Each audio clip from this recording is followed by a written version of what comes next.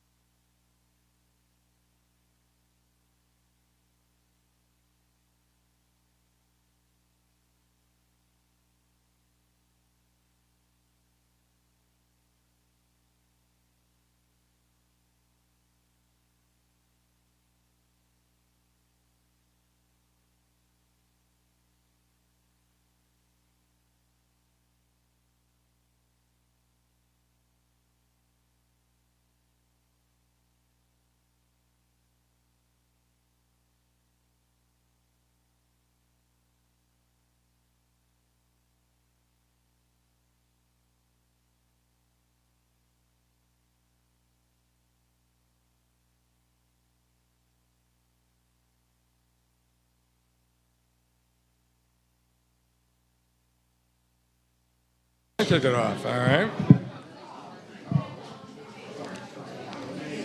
All right.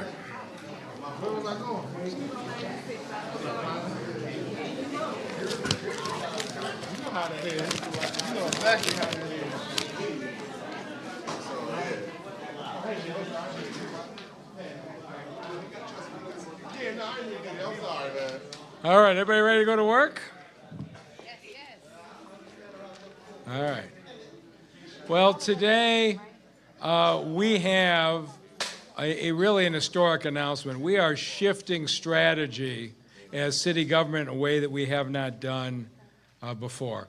As this community knows, we have $100 million in scholarships for training programs, for literacy programs, for education. We've rolled it out, and we have a lot of people signing up. But there are far too many people in our community who aren't watching the afternoon press conferences, who aren't surfing the internet looking for the opportunities. And so we've decided to extend a community outreach effort that I'm not aware of going on anywhere in the country. So today we're announcing we're opening our competition to community groups to reach the hardest to reach in our communities. We're going to pick 8 to 25 organizations that have a history of working with those who are long-term unemployed, people who have criminal histories keep them from working, people who have got unemployment needs. We are going to hire them to help us do outreach for those who've been unemployed for more than 6 months. Here's what I know. Every year I do a State of the City speech where I list these programs. And for the next week, every place I go, I hear, I didn't know you did all of that. And so it's occurred to us that maybe we should have the people who are actively in these communities, in these neighborhoods, interacting every day, pushing our programs out 365 days a year. What we're going to do is we're going to financially reward these community partners. So, of course, we're paying people $10 an hour to go to their literacy class. We're paying people $10 an hour to get their GED. We're paying many people $15 an hour to learn a new skill. In addition to that, we are going to pay the community outreach groups as part of the Jumpstart program. We're going to refer to them as in Detroit organizations, because the only place where somebody will come out and reach out to you and pay your scholarship is in Detroit. And so they'll be known, there you go. So these organizations will be known as IDOs. And we will pay these organizations up to $2,200 a client for our folks that they reach. So if you've been unemployed for 6 months, you recruit somebody in, and this is an example, but it'll be pretty close to this. You recruit somebody in, you get $300. They make it through their first 6 weeks, you get another $300. They get halfway through their literacy or training program, you get $800, and they complete it, you get another $800. So you could get $2,200 every time your client succeeds. Now, this is not a program that pays so much you go form some new nonprofit and get a lot of funding. That's not what this is. What this is for people who are already pursuing this mission, are doing it every day. You're talking to these members of the community now about economic empowerment and self-sufficiency. It's the kind of thing that we're going to take 1,500 to 2,000 people over the next 2 years into this program. If you successfully get 25 of them through, you get $50,000. If you're really successful and you get 100 of them through, you can make $200,000. That's not enough to run an organization, but it is enough to give you just a little bit more resources, just a little bit more help to get out into those neighborhoods and into those centers like this one where folks think they've been forgotten. Because we're delivering a strong message here. In Detroit, nobody's forgotten. Your community cares about you, and we are going to reach out to you. I want to give special credit to Council members Mary Waters and Coleman Young II, because we have been having this conversation for months. And we have lots of different ideas on ways to get income to the long-term unemployed, to break the cycle of intergenerational poverty. But they are sponsors of this. They were really two of the originators, and it has been an interesting thing this last year. We have evolved more and more into developing programs with the active participation of some of our council members, and I want to acknowledge their contribution to this effort. So if you want to be an in Detroit organization, you go to the city's website, the link is there, it's open today. It will be open through November 7th. We may pick 8 partners, we may pick 25 partners. But you have to show that you actually have a track record in reaching out and helping individuals who have been poor or long-term unemployed. And we will select as many qualified organizations as we get. You only earn money when your client succeeds. So the more organizations we can pick, the better off we'll be. It is my hope that we get all of these organizations up to City Council before they take winter break, and we get this approved by the end of November so that our folks can hit the streets this winter with this kind of outreach. And if you're thinking about doing this, you have 2 different advantages. One is you become an arm of the city for all of our scholarship programs. So if you're working with people every day, you'll be able to instantly sign them up for the nursing assistant program, for the tree trimming program, for the technology program, or for the literacy or the high school degree program. You can sign them up right away because you will be a part of our organization. And then for those that have been unemployed for more than 6 months, you will also get a check every time your client succeeds to the next step. So go to the website. The application is open today. It's got to be in by November 7th. If you haven't bid on a county contract before, you're going to have to fill out the county paperwork. It's all there. It's not that complicated. But I would say don't start it November 6th. Start it today. Let's get that application in, and let's go into every corner of this city and show people that because you're in Detroit, these scholarships are there for you. We will help you succeed long term. And with that, I'll turn it over to City Council President Mary Sheffield. Thank you. Thank you and good morning. It is an honor to be here. What an exciting day it is in Detroit to announce this beautiful, innovative program. I also would like to personally thank and give a shout out to my colleagues, Member Young and Member Waters, both at large, 1 and 2. Let's give it up for them, for their hard work on this initiative. But I truly believe that we as a council stand united in this program. I really believe it. This is the type of program that essentially ensures that Detroiters reach their full potential in life, and I know that all of us stand united in that effort. It has been well documented that access to education and opportunity is the way for individuals to achieve the American dream and for cities like Detroit to thrive. And this initiative seeks to chart a pathway, making both of those things possible, and goes a step further by being community-centered. Over the last several years, my colleagues and I have been fighting for grassroots organizations who specialize in boots on the ground servicing of the community.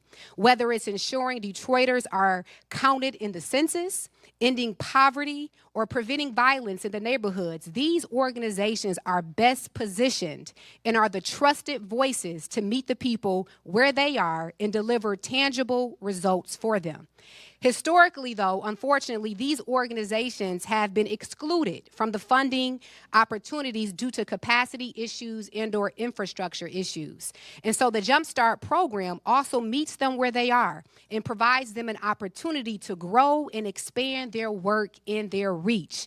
This new approach is both welcomed and innovative, and we are grateful for this program. This program also brings wraparound services, an incentive-based compensation for both the participants and also the service providers, with an emphasis on prevention. We oftentimes talk about programs being reactionary, but this is a preventative program and provides individuals with the opportunity to take control of their future by connecting long-term unemployed residents with education, training, and supportive services. We have over 11,000 jobs right now in the city of Detroit. But oftentimes residents face barriers to employment. And so this program will help remove those barriers and help residents achieve long-term success. So it is my sincere hope that this program will shine a bright light on our residents who are struggling in poverty, who are underemployed or unemployed, dealing with housing instabilities or mental and physical health issues or challenges, and provide them with a roadmap to success. And so I want to thank, again, my two colleagues who are really pushing this program, the administration, and everyone here today for this announcement. And I know that council will do all that we can to make sure this program is a success. And with that being said, I'm going to now bring up my colleague and partner, Councilmember Waters.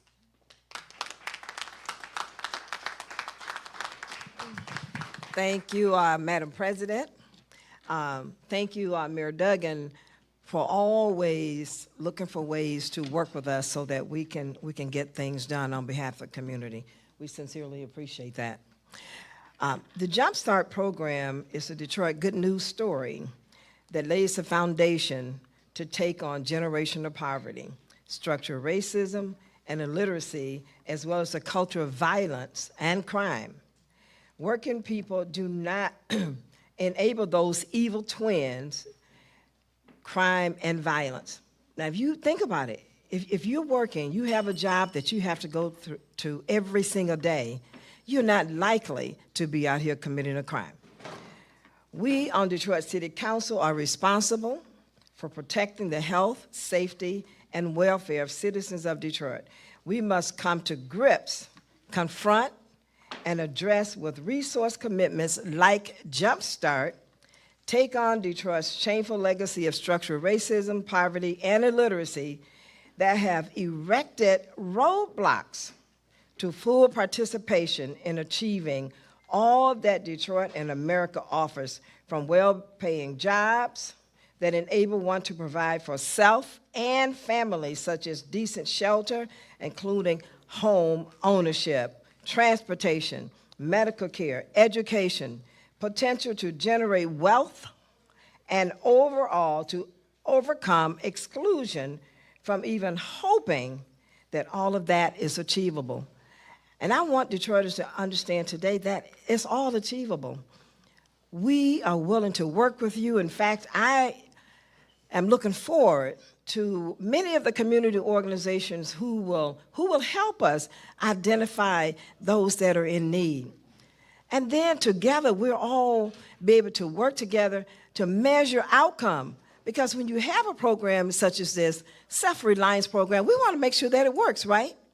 And so we look forward to working with those community organizations. This month, the month of October, is Breast Cancer Awareness Month. And I'm a breast cancer survivor. Yes. Yep. And so I think about many women today, as we launch Jumpstart, who do not have health care. And I want to say to you today, we're giving you a jump start. Come on, let's help to improve your skills, whether it's literacy, the ability to obtain a job, whatever it might be, we are trying to make that happen so that you can afford health care insurance, so that you can get the mammograms and the checkups that you need, so that you do not die in silence. The resources are there, and we want to make sure that you take advantage of them. The city of Detroit, we are saying, listen, let us help you to become more self-reliant. That's what it's all about, fulfilling that dream for you and your family. So I look forward to it, and I'm very grateful for the opportunity. And with that, I will bring up at-large number 1, Coleman A. Young. Appreciate you. Good morning, everybody. I want to thank Mayor Duggan for his excellent leadership. I want to thank Group Executive Nicole Sherrod-Freeman and her diligent staff, as well as my colleagues, Councilmember Mary Waters, along with Councilmember Fred Durhall, as along with Council President Mary Sheffield, for what they have done and for their outstanding work on this excellent program. Jumpstart is a difference maker and a game changer, and I look forward to securing this legislation's passage. The value of something is determined by what one is willing to pay for it. And I think that this Jumpstart program shows that Detroit is willing to pay the price for obtaining the prize of strengthening the social safety net and for helping those who cannot help themselves. The Jumpstart program and its $485 million investment and incentives shows that Detroit values its citizens, education, and the next generation of Detroiters being productive citizens in society through wraparound services, education, and financial assistance. In the words of my father, the Honorable Coleman Alexander Young Honorable Coleman Alexander Young Sr., excuse me, got that mixed up. He came first. I don't want to get any ideas here. Honorable Coleman A. Young Sr., there is no problem in this city that a good paying job can't fix. Jumpstart takes Detroit to the next level, and I am honored and humbled to be a part of it, and I want to thank my colleague again, Mary Waters, for the opportunity to do so. That being said, now I want to bring up Deputy Mayor Beddison, everyone. Thank you so much.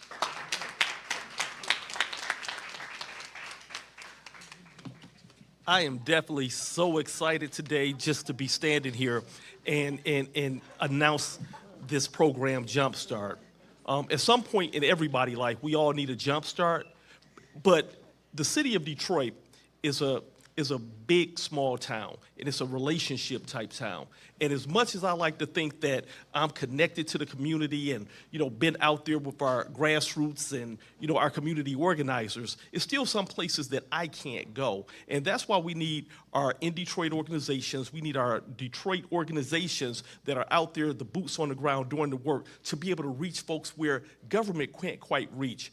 And so at this point, I would like to bring up Eladio Nino, because this is a young man who actually, back in the day, ended up getting a jump start.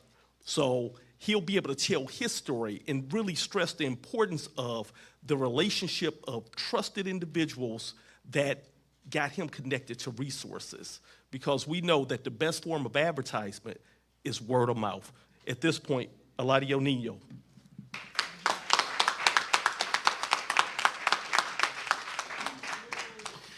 Hi, everybody. So I was the firstborn of 3 boys raised by a single mother. I grew up in Southwest Detroit, River Rouge, and Ecorse. And I was raised by a village of gang members, drug dealers, drug abuse, alcoholism. So I became a product of my environment, which led me to a life of crime. By 15 years old, I was in the juvenile system. By the time I got out and by the time I was 21, I had 3 kids. I had no education because I had dropped out of school in the 9th grade. I had went to the streets. I had no job training, no skills, so I figured I'd sell drugs for the rest of my life to be able to provide for myself and for my family. I also had child support debt, which was a huge barrier for me to getting a successful job that was going to help me provide for my family and provide for myself. So I stayed in the streets, which led me to a 17-year sentence in the Michigan Department of Corrections.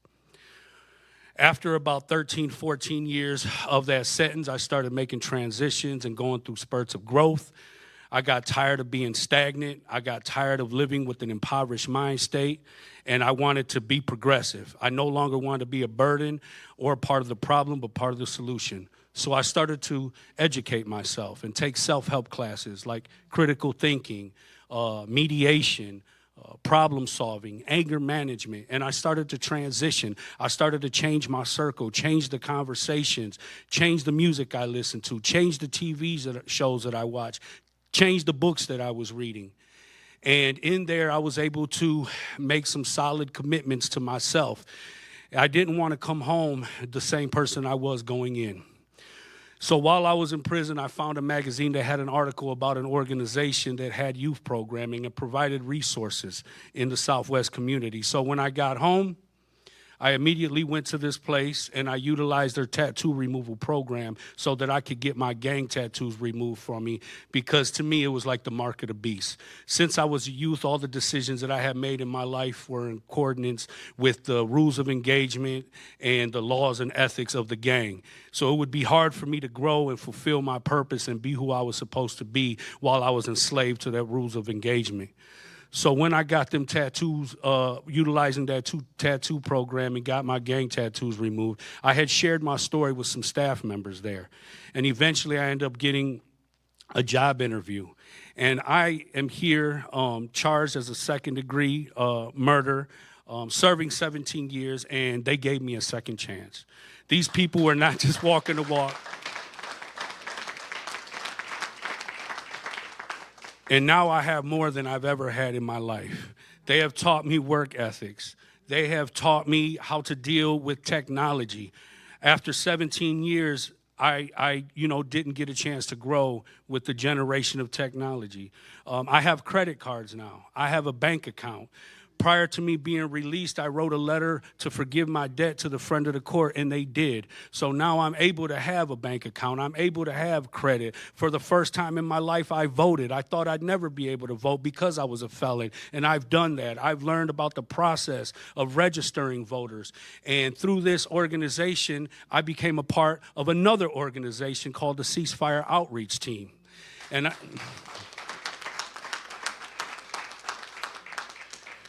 And through my suffering, I obtained knowledge.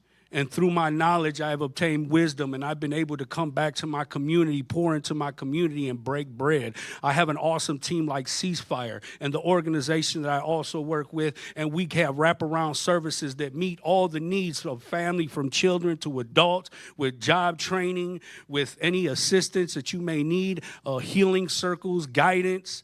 And now with this Jumpstart program, I'm just, I went from having gang meetings in my mother's garage to being in a place with everybody here who is making a progressive Detroit and contributing to the solutions that we need in our community. I thank you all.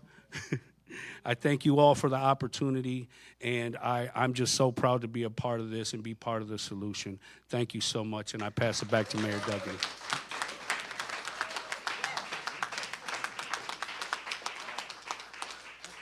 Well, thank you, Eladio, and he shows what we know. There's an enormous amount of talent in this city that is not being tapped. But if Detroit's going to continue its recovery, we need everybody, and that's what this is about. I do want to thank the team. Internally, they made it possible. Of course, Nicole Sherrod-Freeman runs the phenomenal Detroit at Work program. And partnering on this, as Deputy Mayor Todd Bedison took this project on as his first initiative to do the outreach. And I went to a meeting that he was running, and he had this thing all captioned Jumpstart. And I said, what's Jumpstart? He says, that's what we're calling the program. And I said, okay, you've been a cop all your life. We have a whole marketing team that picks out the names. He says, you get whatever marketing team you want. My name's better. We sent it to our marketing staff. They came back a week later. I said, what are we going to call it? The marketing team said, we think we ought to call it Jumpstart. And Deputy Mayor Bedison, to his credit, didn't say I told you so, but his smile, you could tell what he was thinking. But he feels ownership of this in more ways than one. It is a project of passion for him. And I think you're going to see the combination of the outstanding training programs and now with Deputy Mayor Bedison's outreach skills, I think we're going to make a difference. And with that, we'll take any questions. Go ahead. Yes. If you multiply 1,600 people times $2,200, I don't know, probably Nicole knows off the top of her head. I do. Go ahead. So it'll be $24 million in ARPA funding that will be directly paid to participants as either stipends or the 600, 400, 200 bonus that the mayor talked about. We'll spend another $10 million on training and work readiness and job readiness and the like, and then another $2 million or so just on administration. You might as well stay there if you got questions. In the press kit, it says looking for other partners. What is your desired goal to have the partnership around the city? So on a couple of fronts. So first, as the mayor and deputy mayor talked about within Detroit organizations, the really partners who are on the ground with relationships in the trenches, recruiting Detroiters. And then we also expect to have partners across the rest of the sort of set of work to be done, right? So training partners and partners too. We're going to need a partner to help us with behavioral health. We're going to need the right kinds of skills assessments. We're going to need partners actually to help us get in Detroit organizations trained in sort of understanding the programs that we have to offer and weaving it all together into a way that people can connect with. So lots of opportunity for other organizations, and you should watch the City of Detroit website for it. The mayor picks it as a city program, but are the people hired through the city of Detroit or they're hired through a private agency? So are the people hired? So the in Detroit organizations will actually employ the mentors. The contract, though, will be with the City of Detroit. And are you seeking other funding? Because 24 sounds like a lot, but you know that runs out. Right. CSAP, which I used to be a part of, would be great for this program. Are you seeking out Center for Supplemental Training? So that's a great question. Right now, we're just going to focus on the ARPA-funded programs. We want to see if this works, right? So we want to be able to take a story to funders, to other levels of government, to the state, to the federal level perhaps, but we've got to see whether it works first. So once we prove out our theory, then we'll explore other funding opportunities. So one of the council members, what are we going to do to make sure that all the districts understand and know what the program is and how we get people involved? Council President.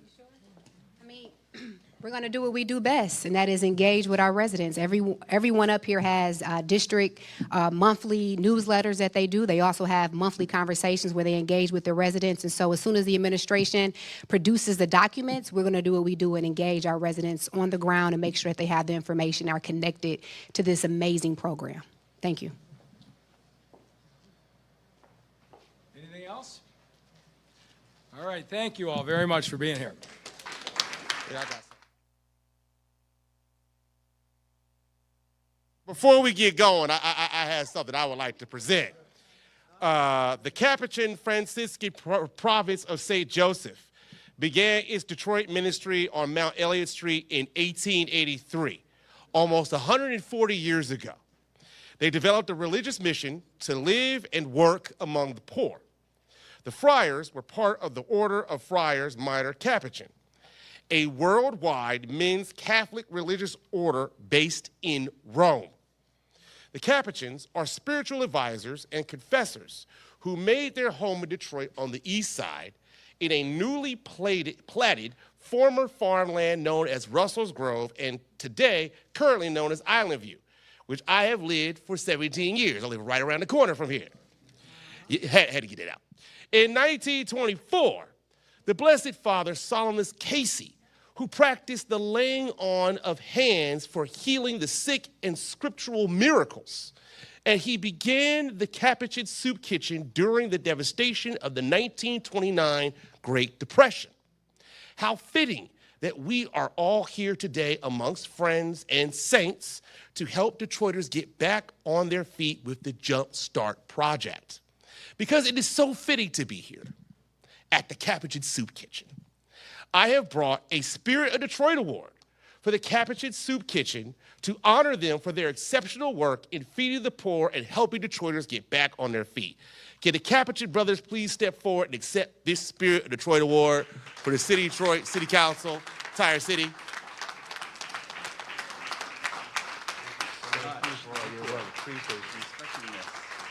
Take a picture. Let everybody get in. Come on, get in, Mr. Mayor. All right, get in, Mr. Mayor.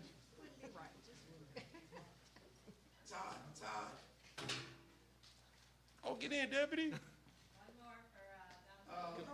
Hey. Hey, you gotta get it going in there. Everybody right here. 3, 2, and. All right. All right. For a minute, I thought you were slipping there. I didn't know you No, had Thank you, Mayor. Thank you. You want one more picture? Come on. Get in tight. You like each other.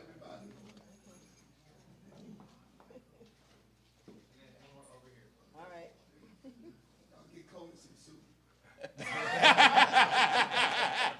Because you know I'm hustling.